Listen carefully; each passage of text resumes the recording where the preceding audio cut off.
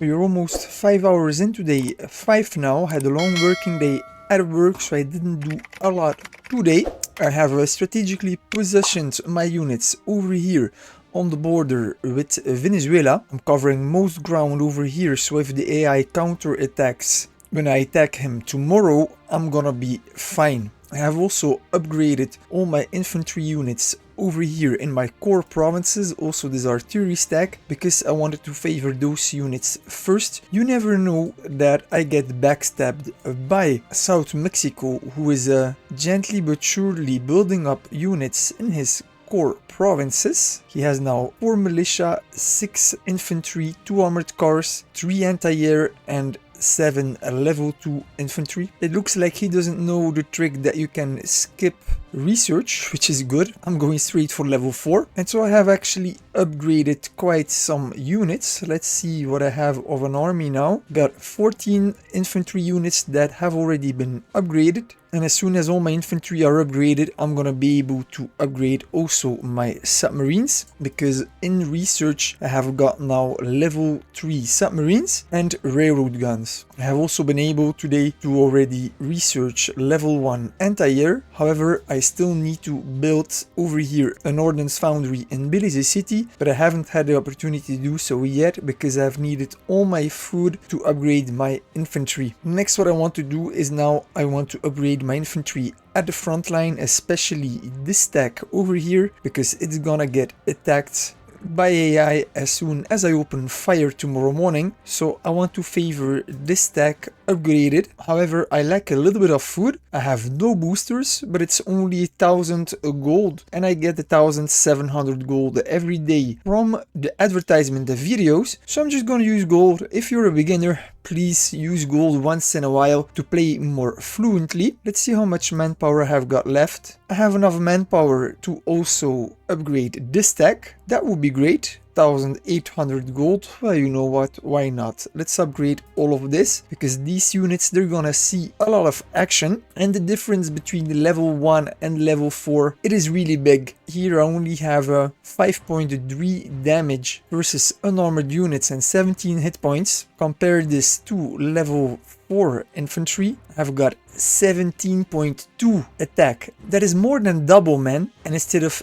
18 hit points, I've got 35. That's the double. So as I'm planning to attack tomorrow, this little bit use of gold is gonna save me a lot of damage, and I'm gonna play way more fluently. Then tomorrow morning I'm gonna have enough food and manpower to upgrade also these last 5 infantry over here, and then all my infantry is going to be level 4, because I also need to upgrade my armored cars next, as those are scout units. If there are level 2 militia in the game, I'm not gonna see them. I want to be able to spot stealth units. I need to upgrade my armored cars. I would like to be able to upgrade soon my interceptors, but I need a couple more. I'd like to produce over here also attack bombers, but as I've said before, you only have limited resources. I'm already happy that I have got 5 subs. I've got the 10 rocket artillery. That's important. Got my 15 armored cars, 5 light tanks. They're over here, most of them. They're pretty damaged, but they're gonna heal up. So now that my artillery is at the front line, this stack here is gonna play a secondary role. I'm gonna let it heal up a bit. I might even produce a couple of more armored cars, light tanks, to merge them with the stack to add more hit points. We're gonna see. But I also want to produce medium tanks. I want to produce a lot, but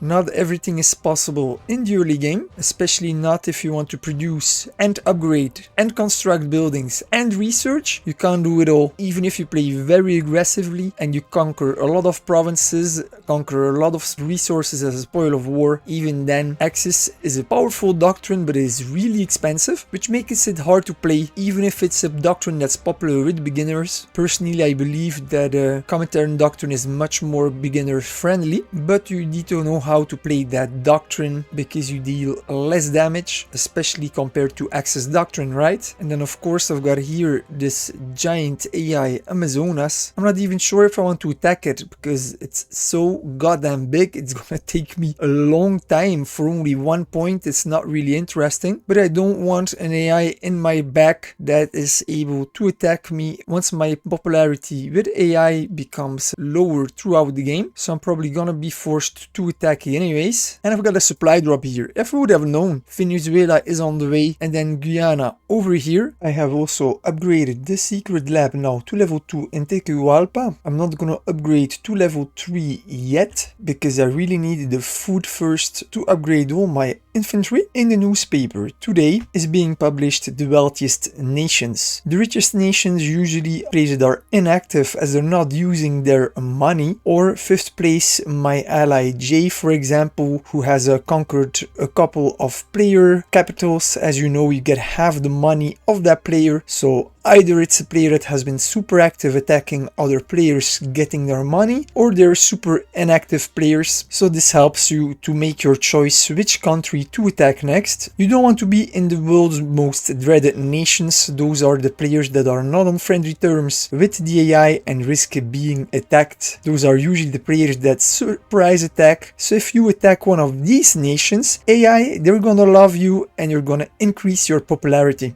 We've also got Virginia, who went AI, so that's another player gone. We now only got 16 players left in the game. I am ranked 4th, so now I'm also going to give Virginia right away. There we go. Gave trade embargo to Venezuela and to Amazonas, so that's all good. And I guess I can already give trade embargo also to Guyana. Why not? There we go.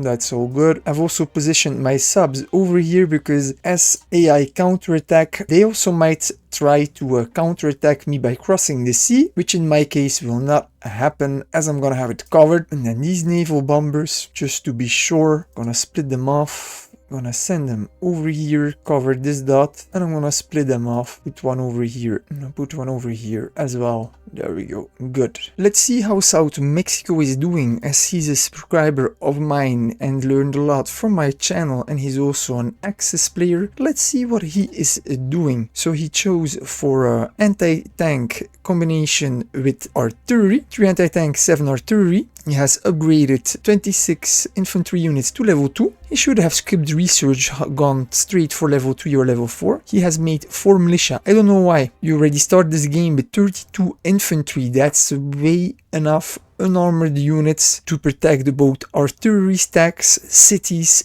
and railroad gun stacks. No need for militiamen. He only has 1 interceptor. However, there's a lot of allied players on the map who will surely make tactical bombers. He should have made already a couple of interceptors. He has 1 destroyer. Don't know why, because he switched to subs. He has 5 submarines, so that's pretty good. He has 6 more infantry to upgrade. No surprise there. He has 6 armored cars, so he only produced 2 of those. But he has 8 medium tanks. That's pretty good, man. I mean, that's a pretty good build. He used his artillery for early game expansion without losses. You can see that his infantry are barely damaged if you compare it to me. And his stronger units also, like armored cars and medium tanks, are barely damaged. So he expanded slow but steadily, but it has been working. He has now 75 units. I had 15 units more than him. Now only have 5 units more, but that's because I've been upgrading units a lot. However, if you have a closer look in his core provinces, he has both a barracks and an aircraft factory, and he also has an aircraft factory here. 2 aircraft factories, but he hasn't produced any planes. You don't need it, man. Better to only have 1 aircraft factory and produce air slowly but steadily, constantly, than having 2 aircraft factories with the capability to spam air units fast that are being idle all the time. Idle are a waste of resources. Also, why having a barracks? You don't need it. You already have 32 infantry. That's a lot of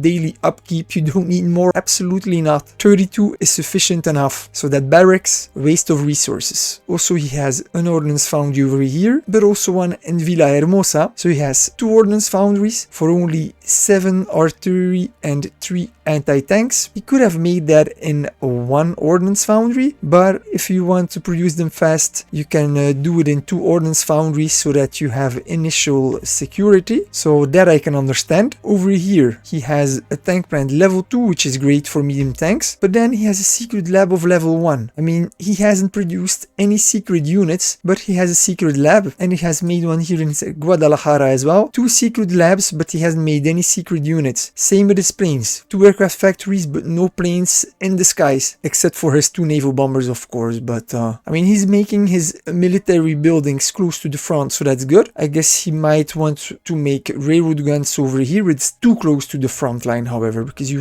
risk losing this province. Here he made a barracks. That's 2 barracks. No need for that, man. So he has both a naval base in the Pacific and in the Atlantic, so that's pretty good. He should put us up from over here, because I guess he's gonna be in war soon with Mexico, who is lucky for him an AI, but still, his artillery is not protected. It doesn't have a meat shield. Here in his artillery, no anti-air protection. It is important to protect your artillery stacks with anti-air. They are very valuable. Tank plant level 2, close to the front line. That's pretty good. However, you don't really need 2 tank plants level 2 early in the game, because you don't have the resources nor the manpower to produce medium tanks in 2 cities non-stop, man. It's a waste of resources. He has a lot of buildings, but if you look, he's not producing over here. Here neither, not over here. Here neither. Here is nothing producing. Here nothing. Nothing over here. Nothing over here. Here neither. He has 14 military production buildings in total, whereas I have only 5, and throughout the game I had 15 units more than him, and I only have 5 production buildings. Of course, I have premium account, so that helps, but all these idle buildings, that represents a lot of resources that could have been invested in recruitment offices or in units or an industry, because he has no industry over here in his food province. Well, I don't neither, but he has a level 2 recruitment center, so that's very good. Level 2 industry and level 2 recruitment offices in his rare material, so that's good. Same in his steel, level 2 industry, and he's also making recruitment office. He has a recruitment office level 1. As his strategy was a goods intensive, he has built a level 3 industry in his goods province and also has 1 recruitment office, so that's pretty good. Also, he doesn't have any rural provinces that produce goods in his core provinces, so he must be struggling with goods. All the reason more not to build barracks, aircraft factories or ordnance foundries, not to use them afterwards, because it's a waste of resources. And then here in his oil, he also has his level 2 industry and level 1 recruitment center. He's playing pretty good, man. This is solid, especially for a player that probably doesn't have premium account. I mean, if you don't have premium account, you need a bit more production buildings, so that at least when you sleep you can produce a couple of units at the same time. Overall, South Mexico is doing pretty fine, and everything I have discussed are pretty much details to play more efficiently, but it's not a game killer. The next morning. Good morning. I just woke up. We are still day 5, another 8 hours, 50 minutes to go. As you can see, the AI is pretty smart, because they always put their units on the border. And if they see that you are amassing units on their border, they're gonna do the same. And in a lot of cases, they even build a bunker like Venezuela did. And he put quite some units at his border. Luckily for me, 1 militia and 4 anti-air are not going to have a lot of impact against infantry that are levels, and especially not against armored cars. So I'm going to attack. My rocket artillery deals 4 damage versus unarmored units, which are almost all the 10 units in Venezuela's stack, except for the armored car that is a light armored class. I've got 5 rocket artillery, so I can deal 20 hit points every single shot, and I get a 50% bonus because I am in the mountains. As you can see over here, minus 50% speed, but I deal 50% more damage. So that's 30 damage. That's almost 2 units I can kill off in a single shot. What is going to happen now? I'm gonna open fire. Venezuela is going to counterattack me automatically. Oh, I first need to declare war, of course. Let's do that first. Declare war. Yes, there we go. So now I'm opening fire, so let's do that. The AI always automatically counterattacks. He didn't take a lot of damage. Venezuela is coming now for me. He didn't lose a lot of damage because he was in a bunker. He lost about 18 hit points, 20 hit points. The bunker is damaged, and so now he's going to counterattack me, which is cool because my units are better in defense. So actually I'm now gonna be at the advantage because my infantry is 33% stronger in defense than they are in offense. Not only that, but Venezuela is in his core provinces where he gets an additional 15% bonus, which you can see here in protection. Home defense bonus. Armies located anywhere in their core provinces gain a strength bonus and a defense bonus of 15%. So they deal 15% more damage to me and they receive 15% less damage from me. However, he's gonna leave his core provinces and he's going to get battered all the way. That's pretty cool. He has anti-air in there, so he's gonna be pretty slow. So I'm gonna be able to give another 2 shots before I need to start retreating, because once I'm in friendly territory, he's gonna be 50% slower than me. Another great advice that I can give you is when you fight with artillery, and it also counts for air versus air combat, always set a timer. I've got another 22 minutes to go. What I usually do, I set an alarm on my phone so that I get online in time to attack again, because there's a thing called shooting and scooting where I'm going to open fire, then I'm going to set a march of a half an hour like this, and then I'm going to have to stop manually to attack again. So shooting and scooting is something really important when you play with artillery, which is why a lot of players like Axis, because they're more powerful doctrine, and so you don't necessarily need to use artillery and you have no micromanagement. However, if you play with artillery, you're gonna have to micromanage a bit and come online every half an hour. Otherwise, if you forget about those units or you don't come online, you risk losing your units, because you don't want your artillery to get locked in melee combat. They are very valuable. I'm also gonna split off one armored car here. Let's see what kind of units the enemy here has on the other border, because knowledge is power. Next thing I want to do is I want to upgrade my final 5 infantry.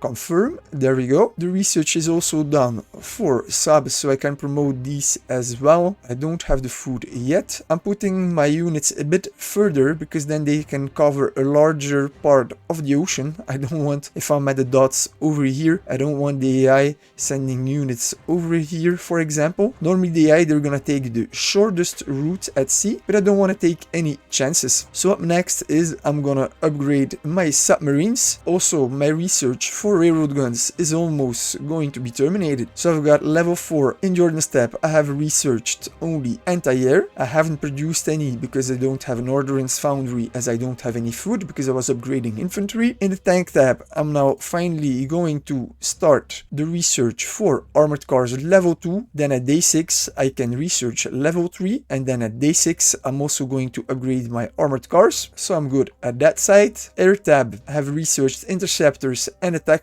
bombers. I'm not upgrading interceptors yet because I need more of them. It is easier to produce level 1 units and then upgrade them, because then you have lower building requirements. Because if you want to produce a level 2 unit, you also need a level 2 military production building, in this case an aircraft factory. Because if you would produce a level 2 interceptor and a level 1 aircraft factory, then your production time will get double. So as you upgrade your units, you also need to upgrade your buildings. So early game it is more interesting to produce a lot of low level units and then upgrade them straight away to level 3, to level 4. It's gonna save you a lot of resources, and resources that you save by doing so, you can use them to upgrade your production facilities. In the naval tab, I have now level 3 submarine, which is pretty good, and as it's day 5 and I'm upgrading my submarine to level 3, destroyers will not be able to see me anymore because those are level 2 only. At least for a day I'm gonna have an advantage. And in the secret tab at day 6 I'm gonna have the possibility to upgrade my rocket artillery to level 2, and then at day 14 I'm gonna have the availability to upgrade my rocket artillery to the maximum level 3. As the railroad gun research will be terminated